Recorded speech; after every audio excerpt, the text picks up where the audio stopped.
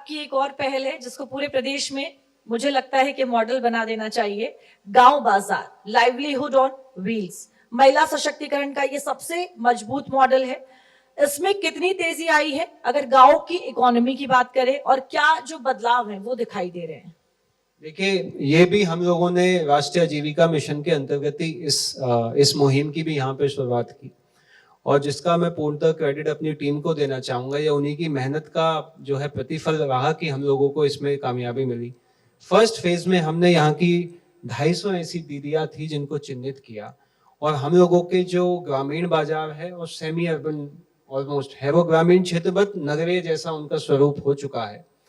उन बाजारों को हम लोगों ने आइडेंटिफाई किया, और उन बाजारों में ऐसी दीदियों को हम लोगों ने पिकअप किया जो अपना स्वयं का काम करने की इच्छुक थी, और उनको हमने एक मॉडल कार्ट या ठेला, जिसको आप शुद्ध हिंदी भाषा में बोलते हैं, वो उनको प्रोवाइड किया। जिससे सबसे अच्छा इम्पैक्ट ये हुआ कि एक तो जो सेंस ऑफ ओनरशिप उसके अंदर दीदी के अंदर आई, कि उनको ये लगा कि वो किसी न किसी उद्यम की वो स्वयं मालकिन बन सकती हैं।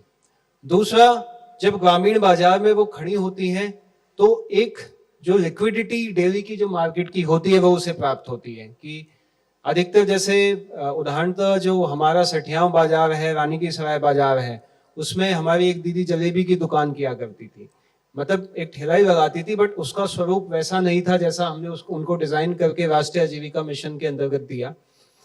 उनसे जब मैंने इनफॉर्मली वार्ता की तो उन्होंने बताया कि साहब 400-500 रुपए में कमाती थी, लेकिन जब इसके अंदर मुझे मेरा एक अट्रैक्टिव लोग कार्ड देखते हैं और आते हैं मेरे पास, उनको राष्ट्रीय आजीविका मिशन लिखा हुआ दिखाई देता है, तो ये इनकम बढ़कर के मेरी 1000 से 1200 हो गई प्रतिदिन, तो लगभग दुगने का उन्हें मुनाफा हुआ।